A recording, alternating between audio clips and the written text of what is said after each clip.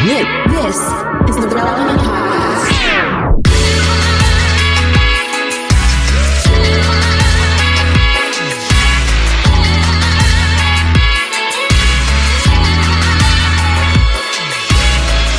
It's episode 1077, and it's the Relevant Podcast. Here in Orlando, I'm your host, Cameron Strang.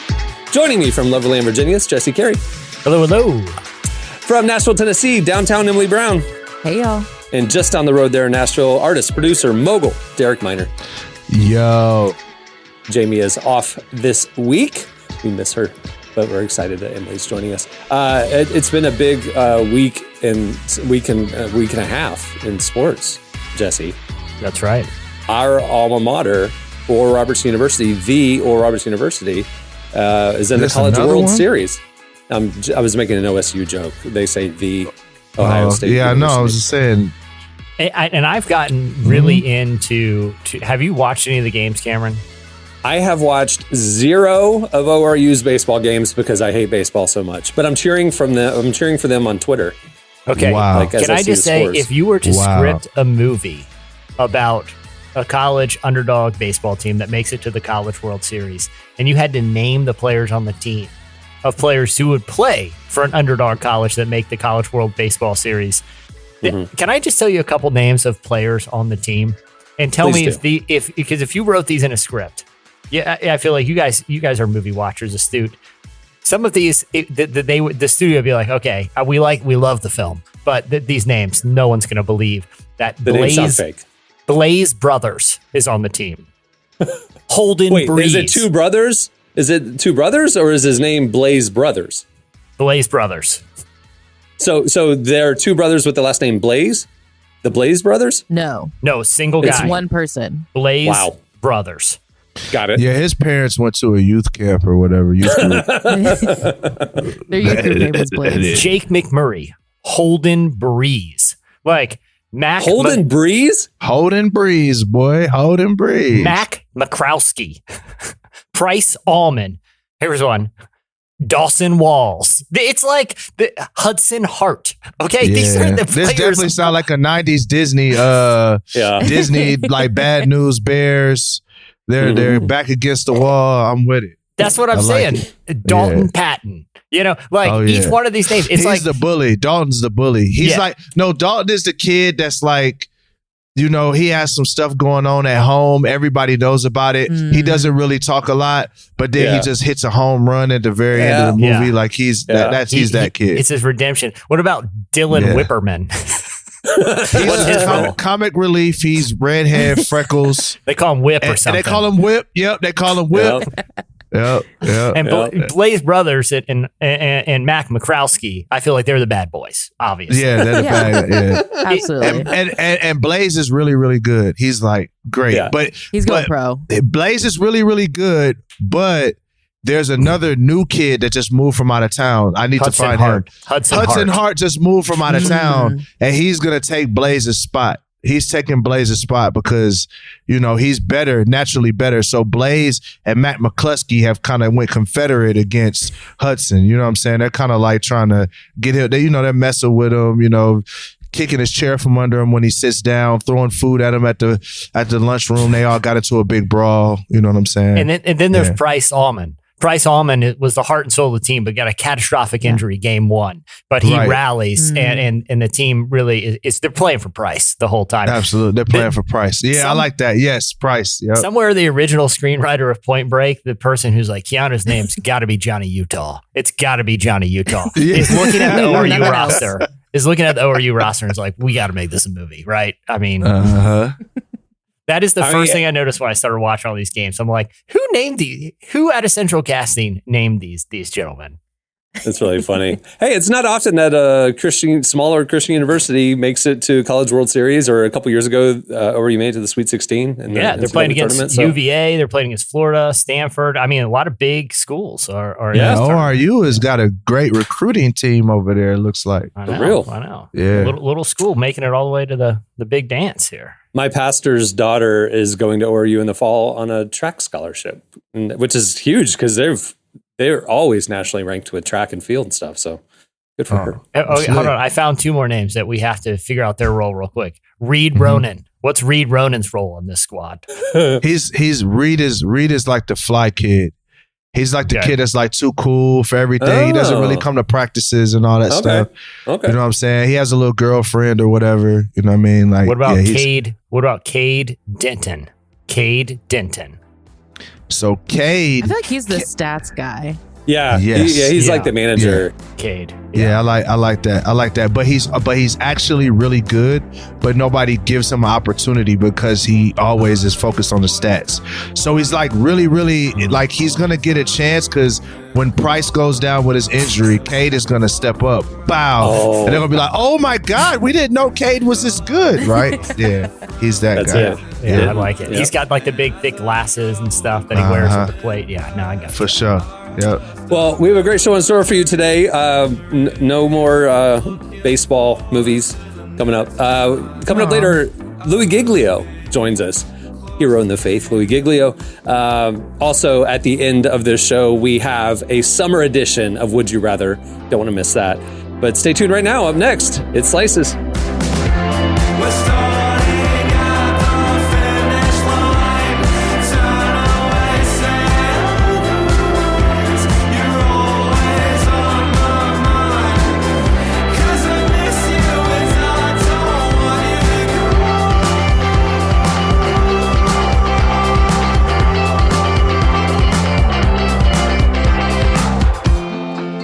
Thinking back about our home among the gum trees. What's it like for you? How was your day?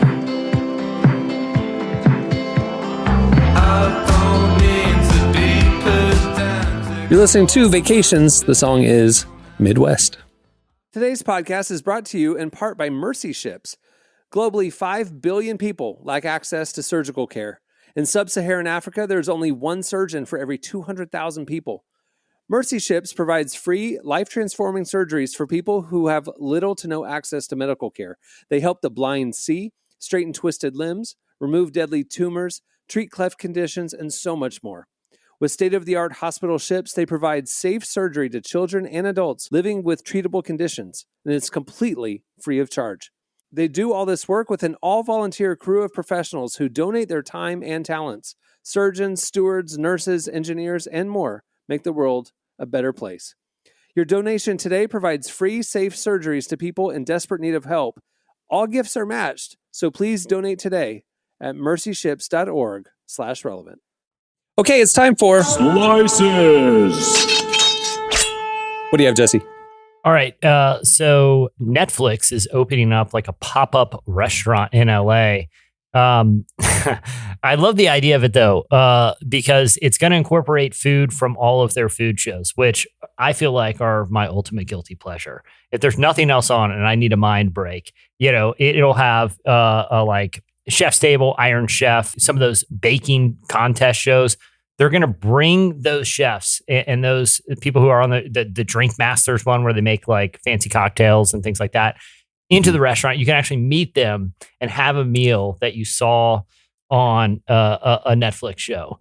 Again, I don't know why I love this idea. I would be more starstruck, I think, like meeting someone from Is It Cake, like meeting one of the contestants from Is It Cake. than I would of like one of one of their big drama series. Those people I'm endeared to more, or one of these like some random weirdo like Eastern European chef who I watched his life story on Chef's Table. It would blow my mind to see one of them in person. I think this is a fantastic idea. If I was in LA, I'd absolutely make a trip to this pop-up shop. Cameron, I know you're a fan of some of those shows. I was literally watching Iron Chef on Netflix last night.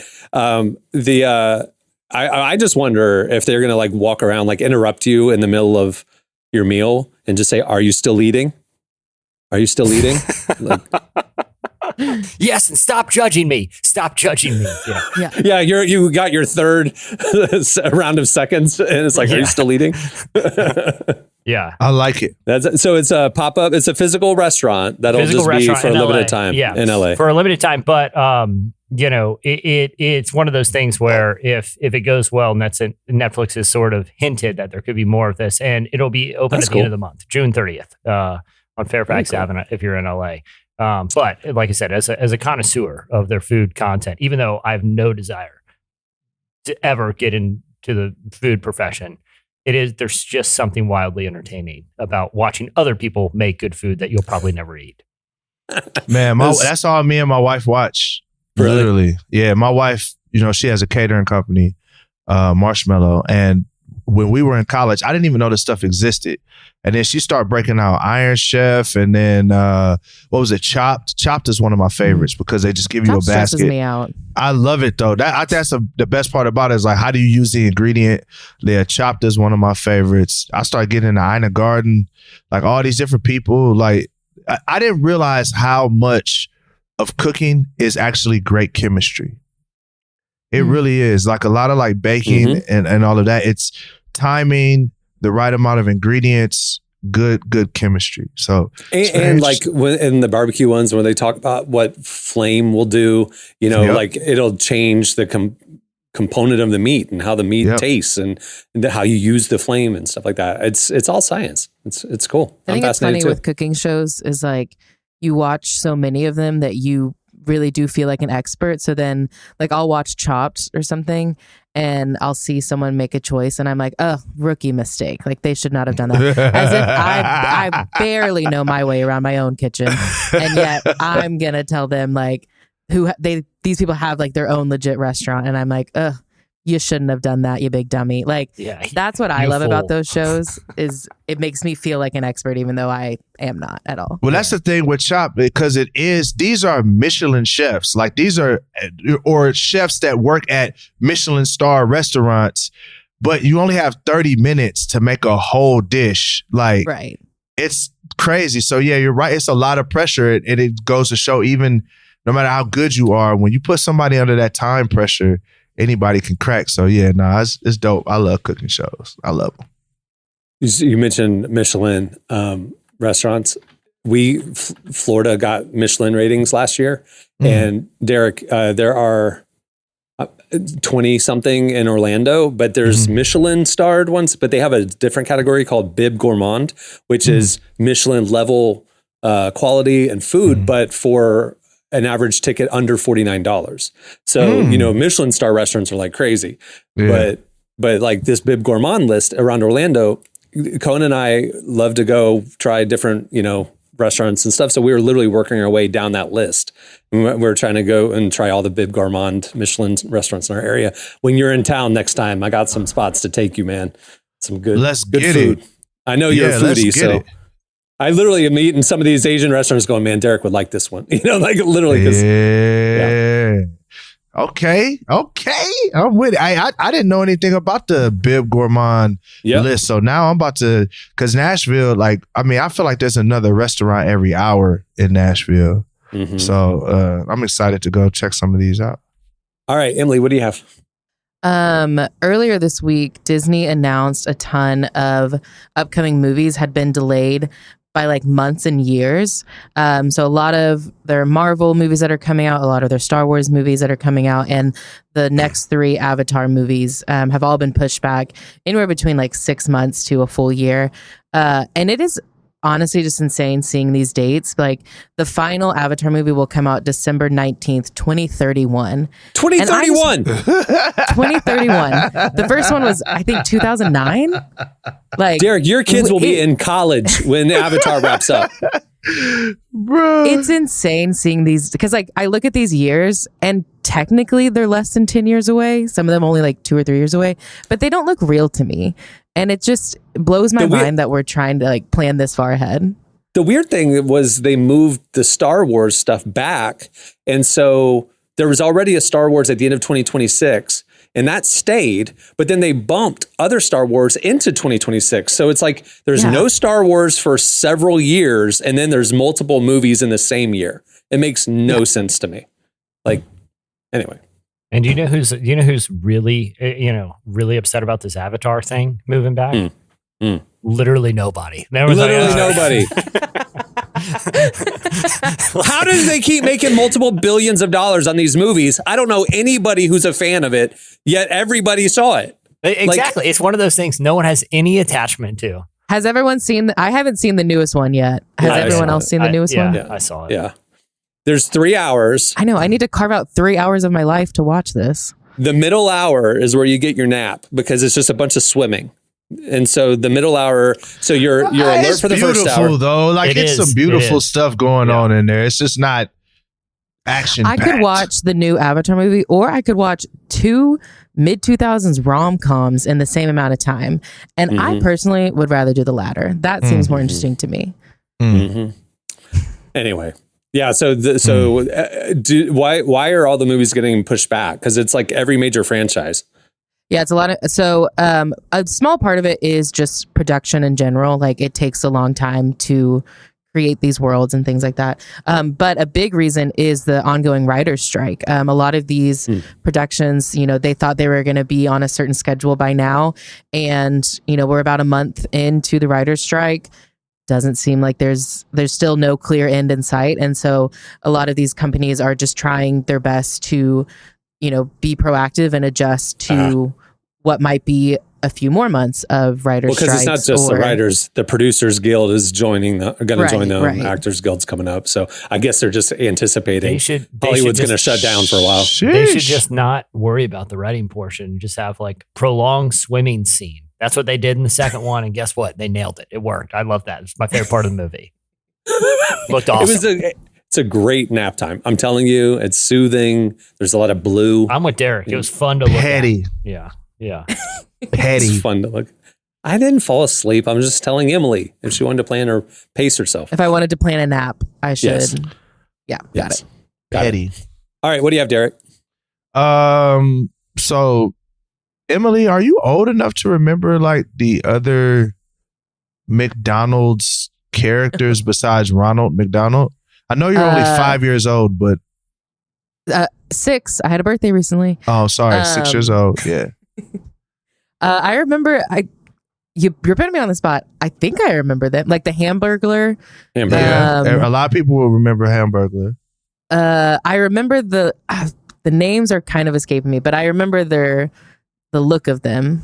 And right. So there's a couple of them. You got my man Grimace, who just has a birthday. He's 52 years old and he doesn't look his age. Right. 52 years old. But he also has a video game that's out. So, a retro video game that you can play in your browser. So that's all I got, man. Grimace is a part of my history. First off, he was terrifying. Like, so, for people that don't know what How's Grimace he terrifying? He's is.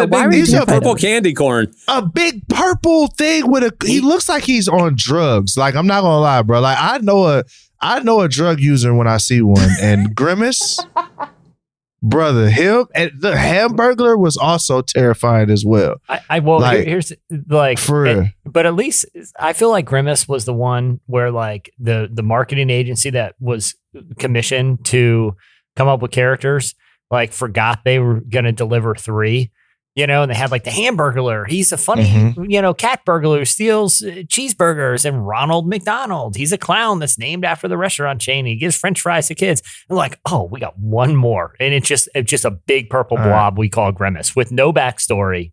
I'm about to send y'all a picture. And if y'all tell me that this ain't scary, then, hey, it is what it is. I'm tripping.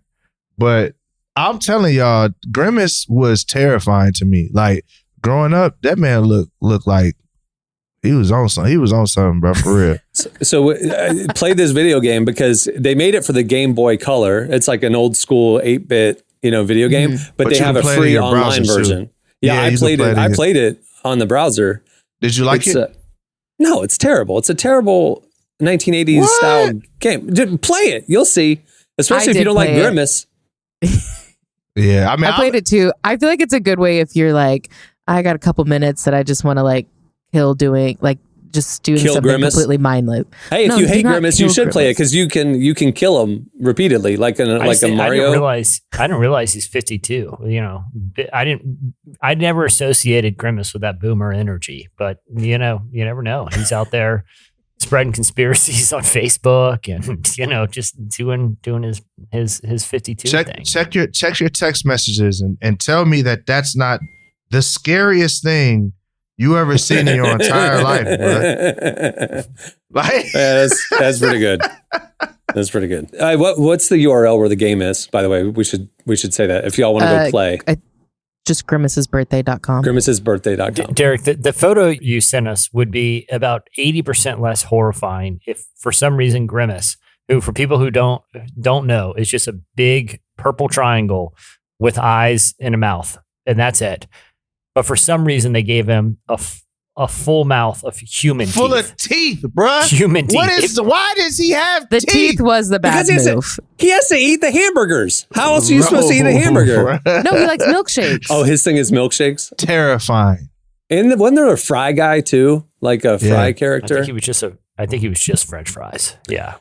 For Grimace's birthday too, in addition to this free video game you can go play, they're also doing a Grimace meal right now at McDonald's with a purple milkshake. So you can drink Grimace if you want to. Our childhood, I don't know why we got into animatronics and things like. I don't even like Showbiz, Chuck E. Cheese. Sesame Street had some crazy looking characters on that mug too, bro. For real.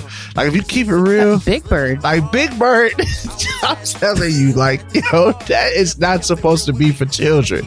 That's supposed to be like a scary movie, bro. For real. I think Big Bird's supposed to be like 7 feet in real life or something like that. Like I think someone did the math or something, and he is way too tall. Yeah. All right, that'll do it for Slices.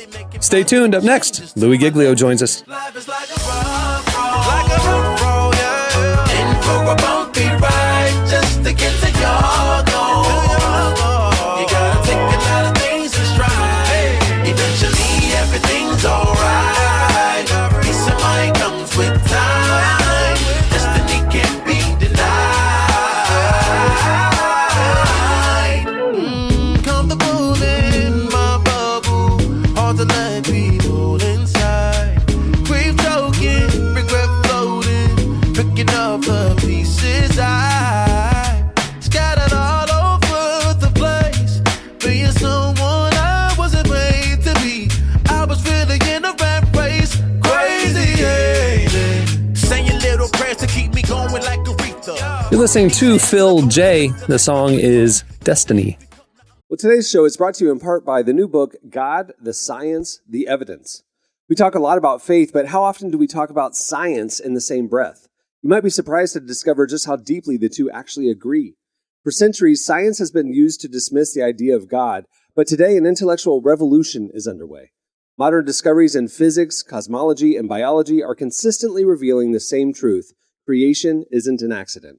That profound reversal is what engineers Michel-Yves Bolloré and Olivier Bonassi investigate in their international bestseller, God, the Science, the Evidence. This book is a rigorous, evidence-based critique of materialism, inviting you to explore over a dozen scientific, philosophical, and historical domains. It shows that what was once seemed impossible, that science could point to a creator, is now supported by a vast and convergent body of evidence. With over 400,000 copies sold in Europe, this book is sparking a global debate. It's thoughtful, fascinating, and a powerful reminder that reason itself affirms the existence of God. Learn more and find out where you can purchase your copy today by visiting godthesciencetheevidence.com. Our guest today is Louie Giglio. He's the pastor of Passion City Church in Atlanta, the author of a ton of books, including his latest, Seeing God as a Perfect Father. We sat down with him to discuss how seeing God as our Father changes how we view ourselves and why it's so important to get this right. Here's our conversation with Louie Giglio.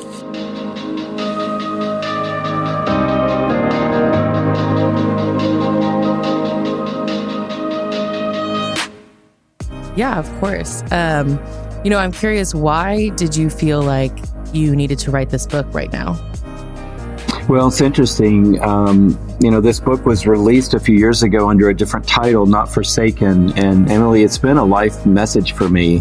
As far back as I can remember, I've been teaching around this idea of seeing God as a perfect father.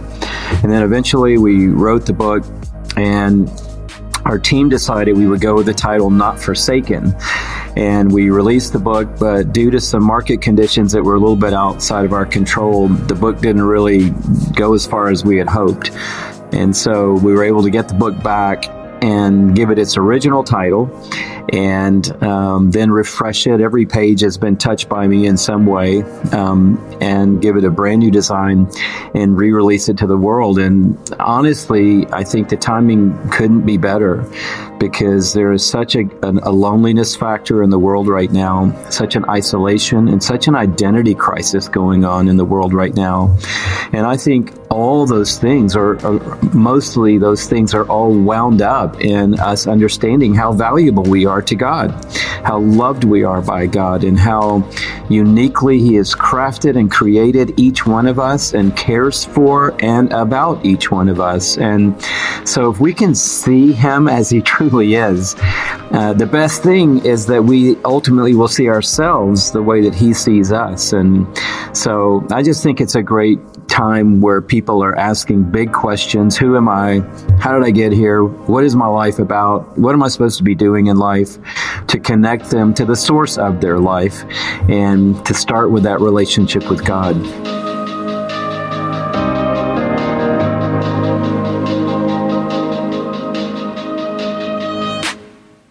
I think, you mentioned how having like a right view of God as our Father can change how we see ourselves. And I was wondering, can you unpack that for me a little bit? Like, how does having that view of God impact our own lives? Yeah, someone was saying, it's interesting, another title or another good truth in the book is seeing God as He is. But then also, how powerful would it be if I could see me the way that God sees me? And the scripture says that each one of us was made by God and for God. And that simple phrase that Paul wrote, it answers the two big existential questions that humanity is wrestling with. Who am I? And why am I here? And to be able to write above that the narrative, who am I? I'm uniquely created by God. That's who I am. But why am I here? I'm here for God. I was created by Him, but I was also created for Him. And so when I start with that perspective and with that lens, it informs me, I'm not random. I'm not an accident. I'm not incidental. I am a specifically designed, created, purposed being made in the image of God. And not only that, I have purpose in life. What is it? It's to know the God who made me. And that informs me as to who I am. It gives me value. And then once I have that value, now I know how to view you and how to view other people in life as well. Because I see them now as the same, created, designed, loved, desired, pursued by God, loved by God. And so I think we start with the God who loves us. And that's kind of the way life worked even with Jesus. Jesus started his public ministry. And as far as we know, he hadn't done a miracle, hadn't given a sermon. We do know he went to get baptized. And when he did, the skies opened and a voice boomed, "This is my son, whom I love. I am so pleased with him." And, if you're in the audience that day, you're like, what's he done? Hasn't walked on water, hasn't fed 5,000, hasn't healed anybody.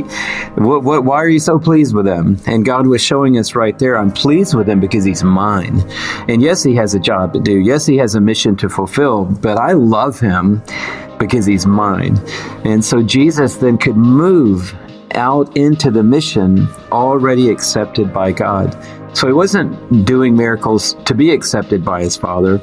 He was doing all these things because he was already accepted by his Father. And I think that's a powerful way to live life, not for acceptance, but from acceptance. And that's the opportunity we have when we know how loved we are by God.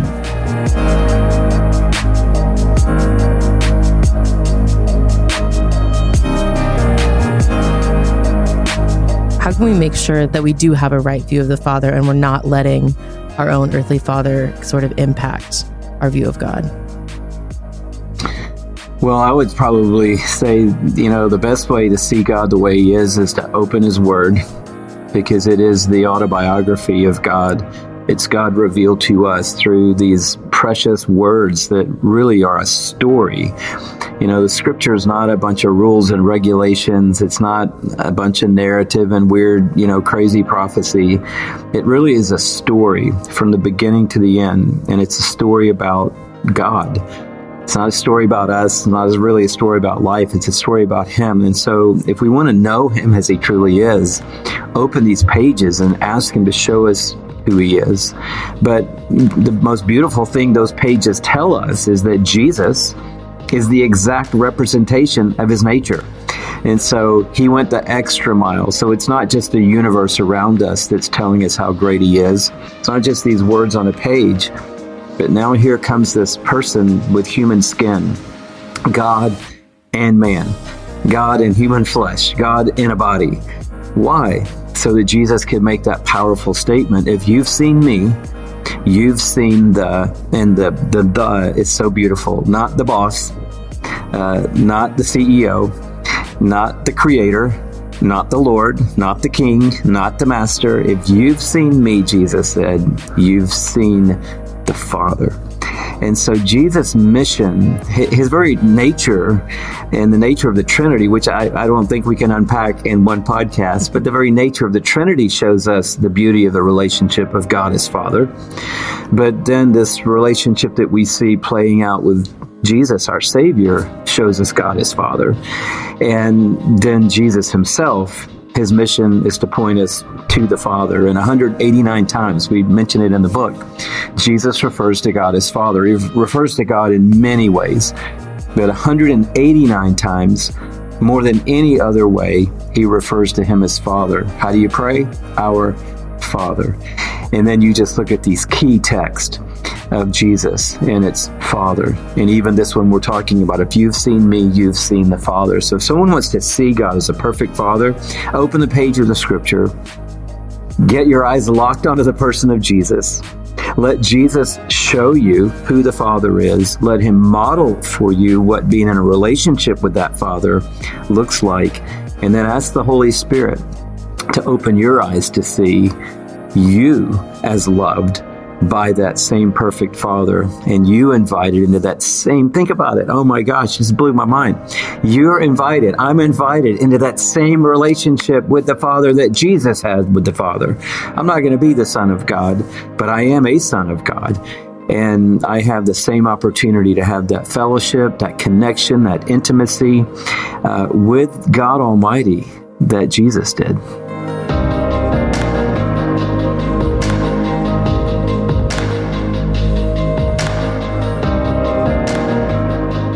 That was Louie Giglio. Make sure to check out his new book, Seeing God as a Perfect Father, wherever you get your books. This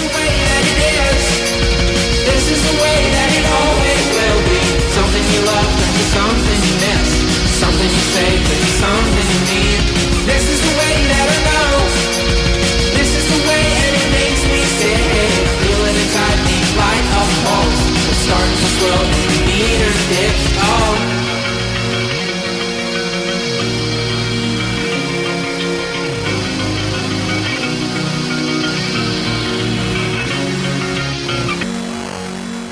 You're listening to Peter McPoland. The song is Digital Silence. Well, today's podcast is brought to you in part by the new book, Confessions of a Christian Alcoholic. Author Jonathan Seidel knows firsthand how even believers can get stuck in shame and destructive habits, especially when it comes to one of society's biggest obsessions, alcohol. In Confessions of a Christian Alcoholic, he details his spiral into disordered drinking and shares the 4-step process he eventually used to break free.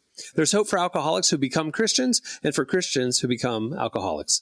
Find Confessions of a Christian Alcoholic wherever books are sold. What if you could change a child's life with just $10? Right now, thousands of vulnerable children in East Africa are suffering from jiggers. It's a painful, preventable parasite that burrows into their feet. Soul Hope is the only organization treating it through foot washing, medical care, and durable closed-toed shoes that protect kids long after treatment. $10 may not seem like much in today's world, but when we come together, those small gifts add up to big change. Join the 10 for 10 campaign. $10 protects 10 small toes. Visit soulhope.org/10 to give now.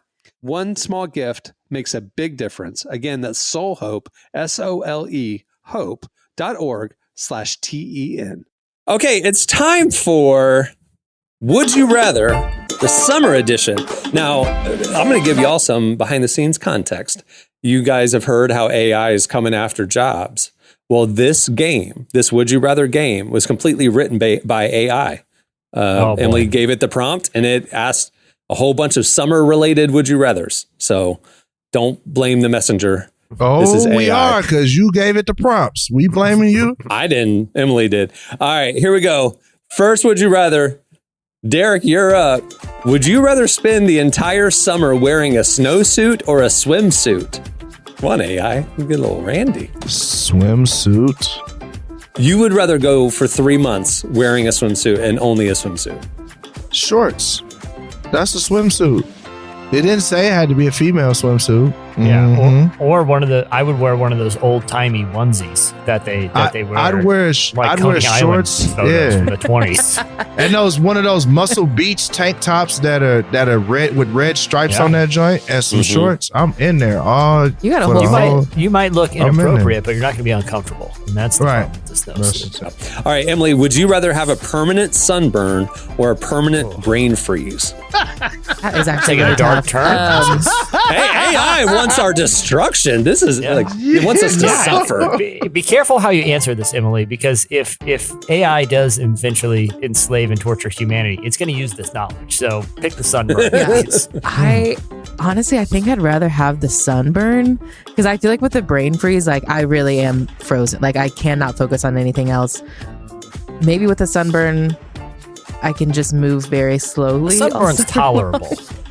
There's nothing worse. What degree are we talking? About a second. You can put half. cream on it, or aloe or whatever. All right, Jesse, would you rather only be able to drink hot coffee in the summer or only eat ice cream in the winter? I mean, that's all I can consume. Yeah, I guess that's right. Would you rather only be able to drink hot coffee in the summer or only eat ice cream in the winter? So it's only available those months. Well, I mean, I feel like I could sustain myself on ice cream, and that would be a really good excuse. It's like, listen, the AI bot told me all I can eat is ice cream. That I would absolutely choose that. Look, I get a little jittery about a day and a half in the summer if I was just drinking the coffee. Derek, you're up. Would you rather have the ability to fly, but only during summer storms, or be able to breathe underwater, but only in heavily chlorinated pools? So do you want to die or do you want to die? No, you can breathe underwater and you can fly, but you can only fly in violent summer storms. Like fly, or you can only actually fly. fly. Yeah, fly. Yeah. Oh, I'm trying the ability to fly. In the storms? Whatever, man. Long as I guess I'm an expert at flying, so it is what it is. Yeah, I mean, what are you going to do? It's there's nothing to see under there. Chlorinated pool, you're just going to go down there and burn your eyeballs out with chlorine. Yeah, it's all right, I guess I'll go see if you got any holes in your liner. I got all the time in the world down there. I can fully breathe. So anyway, I guess I'll install that new pool light for you because what's staying the underwater point? ain't gonna be a problem. Right. All right, Emily, would you rather have to wear flippers everywhere you go during the summer or a snorkel mask? AI has asking some interesting questions these days. I feel like the snorkel mask. I feel like flippers, I am not the most coordinated person already, so we really shouldn't put anything on my feet that's going to cause me to trip more than I already do. That's good. All right, Jesse, would you rather attend a barbecue where the only food option is tofu or a beach party where the only activity is knitting? Okay, this is a good one. I like this one. I feel like you get pretty hot at that beach party. It's especially nothing but a bunch of, knitted items floating around. It's pretty hot and sweaty. I could tangle with some tofu at a barbecue. Why not? I'll go for the tofu barbecue.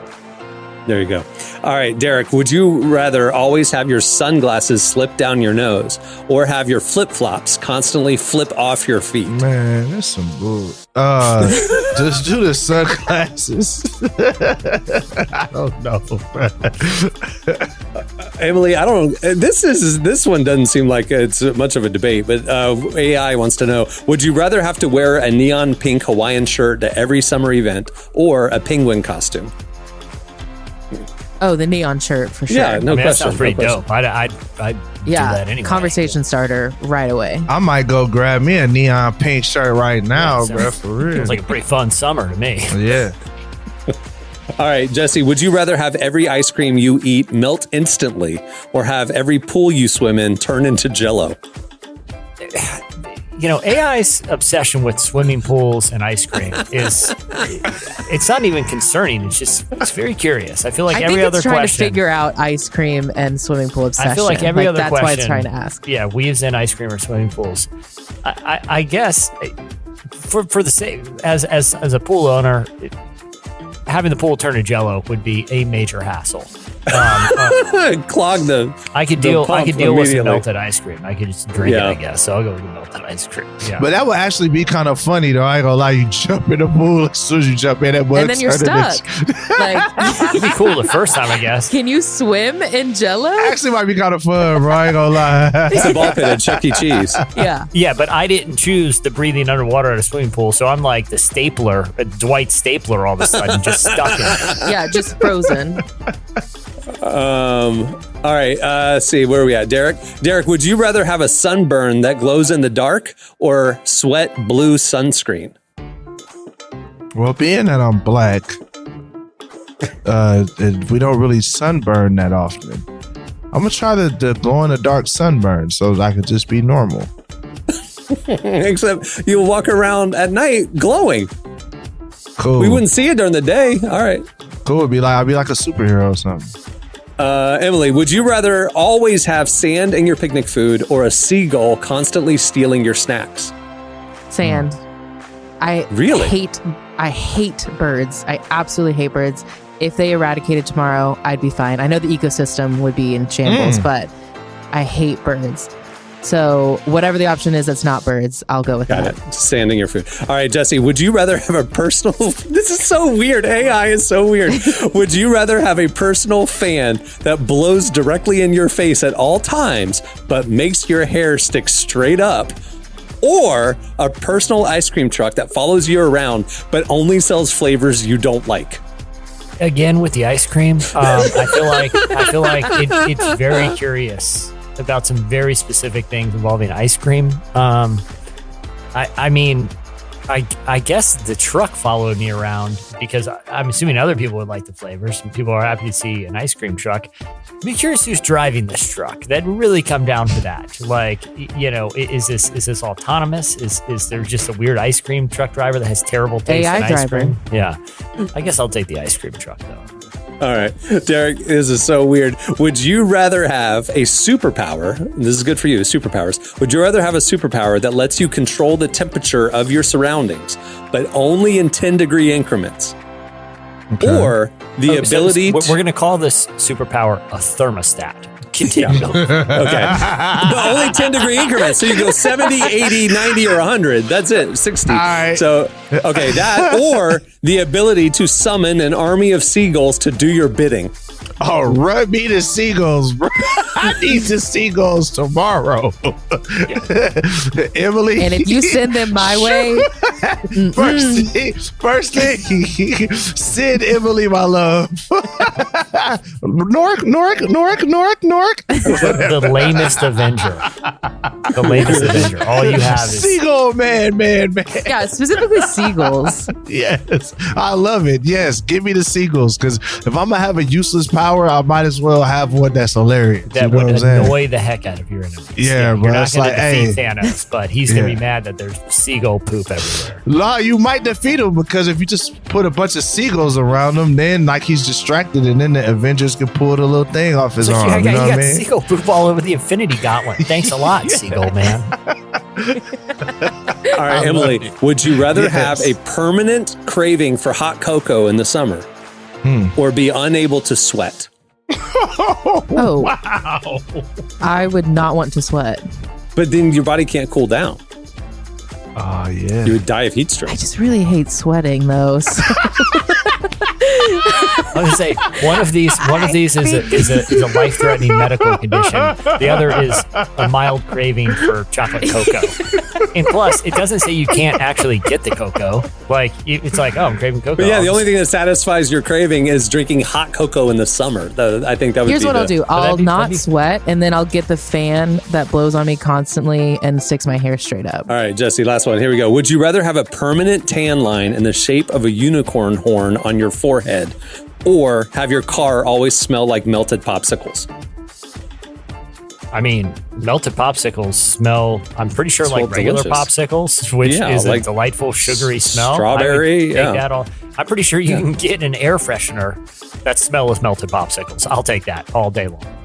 It really is obsessed with popsicles and ice cream. Like, would you rather always have to wear flippers on your hands or have your ice cream cone spontaneously combust after one lick? It sounds like it wants to be human really bad just for the ice cream. Ice Like, cream you in know, pools. yeah. Would you rather only be able to swim in a pool filled with melted ice cream or have to wear a swimsuit made entirely of mosquito netting? Like, it's obsessed with pools and ice cream. I really think it is AI like wanting to have the human experience, and it sees how much people love ice cream so much And it's that it's reduced like, to I need to human. understand, why do you love, like, would you love it if it was melted in a pool? Would you love it if you couldn't have your flavor? And if you had a truck following you at all times? Yeah. Yeah, that's how it's trying to figure it out. Yeah, it's reduced the human experience to various ways to consume ice cream. It's fine with me. I'll take Spot it. on. I'll take it. I'll take it. That is what it means to be human. Think about the nuance that it has to pick up on to ask this question. Would you rather have your car only play polka music during summer road trips or have your air conditioner only blow hot air? Like, think about the level of understanding of like human annoyance and discomfort. Both of those scenarios. Yeah, it gets that aspect of being a human, but not ice cream. We like our AC cold and our summer road trips not to contain polka music. Can I at least roll my windows down? I don't know. Ask AI. Ask Hotboxing the ChatGPT. whole way. You can play T Swift and Harry Styles or whatever you want, but it's good. And you remember it, Emily. You no longer have the ability to sweat, so I suggest you take Good the point. polka music. Yeah. All right. Well, that'll do it for Would You Rather Summer Edition. If you want to play along at home, just ask ChatGPT to make you a Would You Rather scenario game. That's really cool. Okay. Well, before we wrap things up, I want to thank Louie Giglio for joining us today. Make sure to check out his new book, Seeing God as a Perfect Father, today. Also, a couple of updates before we sign off. I mentioned in passing, I shouldn't have, that next week the summer issue of Relevant's coming out, and we will tell you more about that on the next episode. But if you haven't signed up yet for Relevant Plus, it is the best way to experience our content, including a gorgeously designed, enhanced digital magazine. You also get ad-free unlimited viewing at relevantmagazine.com. You get an ad-free version of this podcast, an exclusive subscriber podcast each week as well. And plans start as low as just $2.50 a month. There you go. If you don't want ads, you want unlimited and a beautiful digital magazine experience, check out Relevant Plus. All the info is right there at relevantmagazine.com.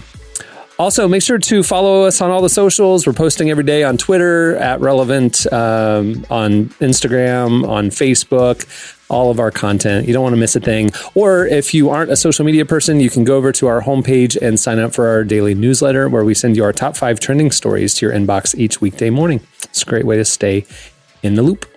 Okay, on that note, we'll wrap it up. I'm Cameron Strang. I'm Jesse Carey. I'm Emily Brown. Derek Miner. We will see you on Friday. Have a great week, everyone.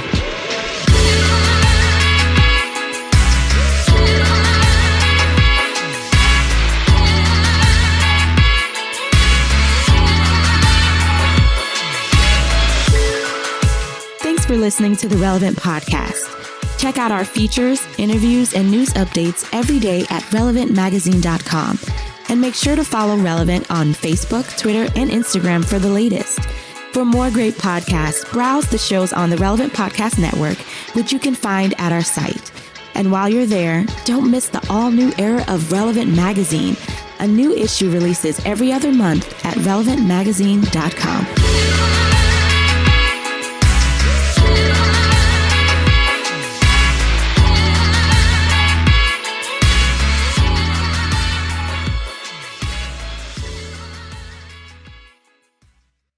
I'd never associated Grimace with that boomer energy.